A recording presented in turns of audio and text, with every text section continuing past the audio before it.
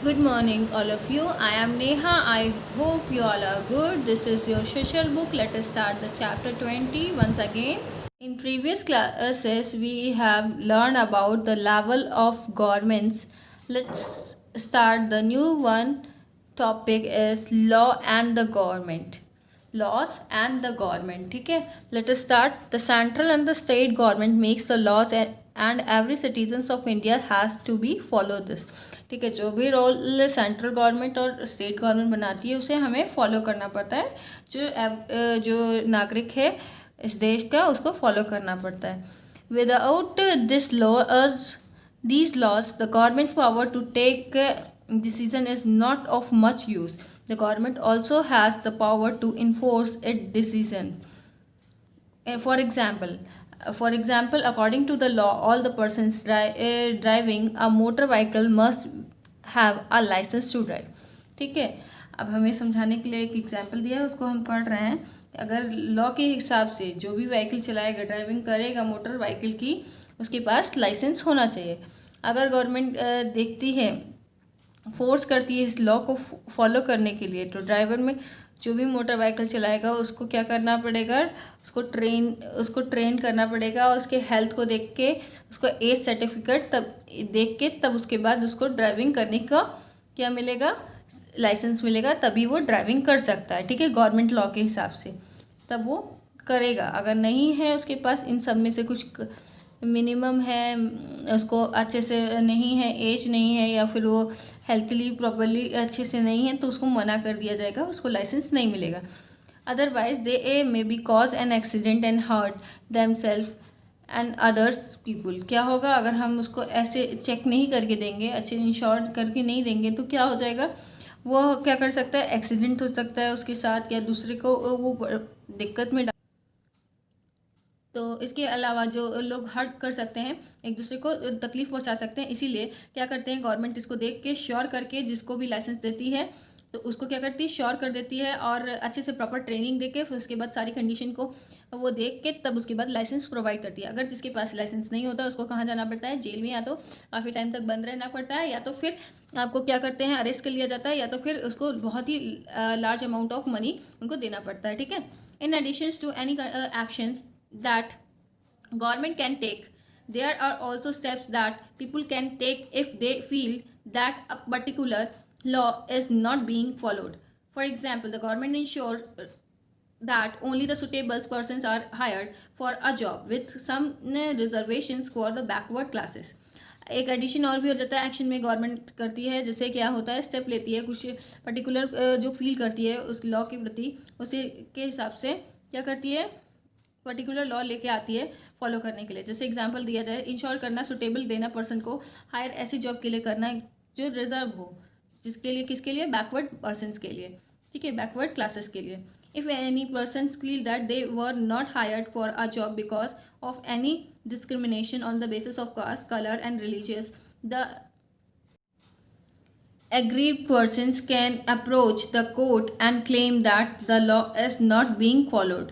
The court has the power to issue the necessary order to give justice to the aggrieved person if it defines the claim correct.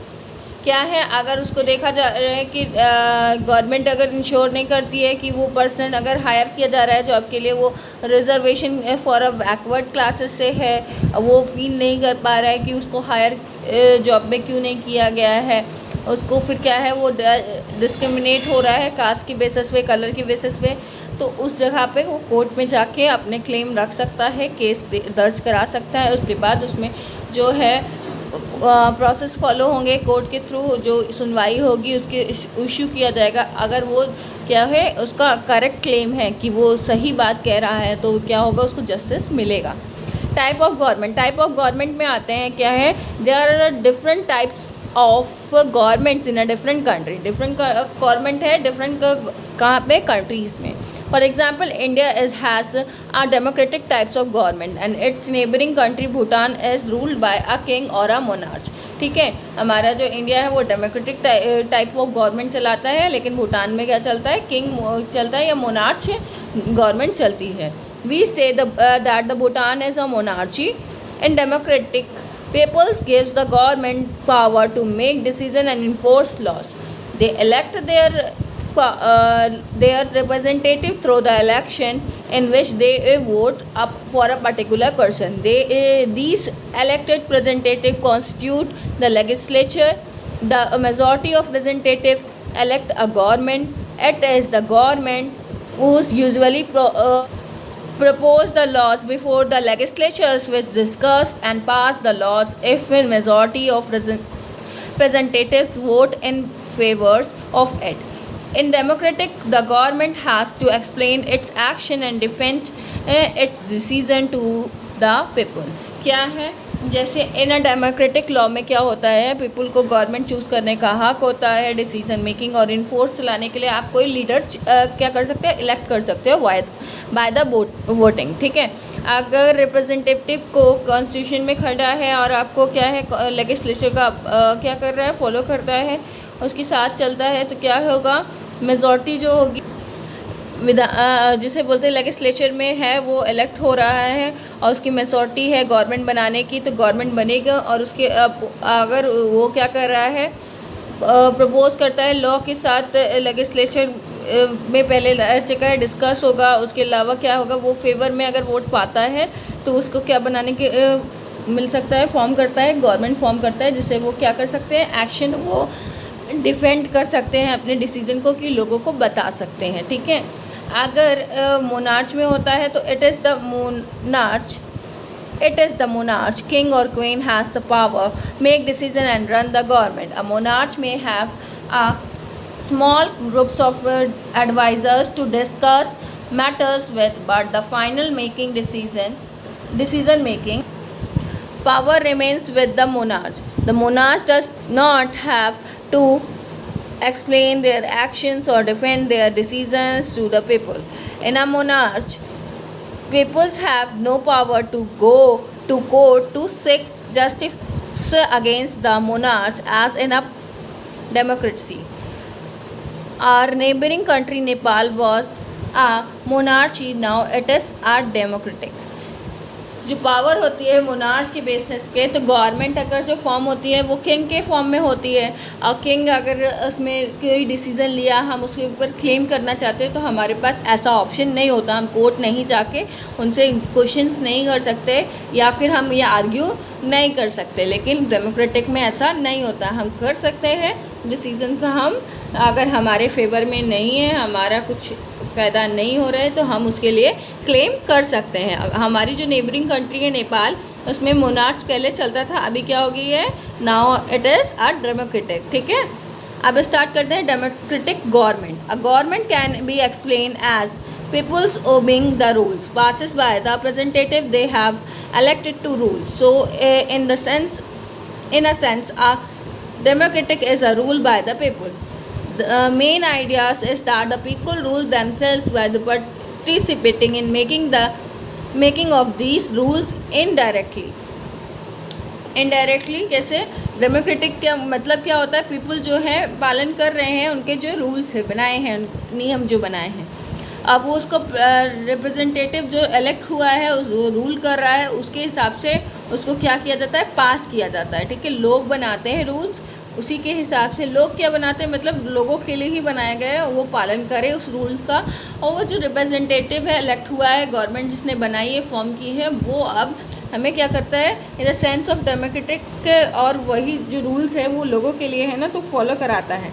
Main idea क्या होता है people के लिए, कि themselves वो participate कर रहे होते हैं रूल्स मेकिंग में इनडायरेक्टली वे में, क्योंकि गवर्नमेंट जिसको उसने चुना है वो किसके बेसिस पे है, पीपल जो लोग हैं, आम लोग हैं, उनके बेसिस पे। फिर आता है in a direct democratic as incident Greek all the peoples though only a part of the whole participated in the governing process. The populations those days was not too much as in the modern time. The size of the country and the population is so large nowadays that is not feasible to involve all the peoples directly in decision making activities. Hence we have representative democracy where people elect their representative through the elections and they are involved in the formulating policies and making laws. This representative meets and makes decisions for the entire population. ठीक है, क्या है direct democracy में क्या होता है, जो ancient time में ग्रीक के लोग थे वो क्या करते थे, वो हर कोई पार्टिसिपेट करते थे गवर्निंग प्रोसेस में. कैसे, क्योंकि ज़्यादा पॉपुलेशन होती नहीं थी उस टाइम आज के ज़माने के जैसे, और कंट्री का साइज़ भी बड़ा हुआ करता था. पॉपुलेशन आज के जैसे पॉपुलेशन बड़ी हो गई है और वो इन्वॉल्व होती थी डायरेक्टली डिसीजन मेकिंग में. उसके बाद क्या हो गया, रिप्रेजेंटेटिव डेमोक्रेटिक हो गया, पीपल्स इलेक्ट करने लगे, एक इलेक्शन होने लगा. और उसके अलावा क्या हो गया, formulating the policy and making laws बनाने लगे.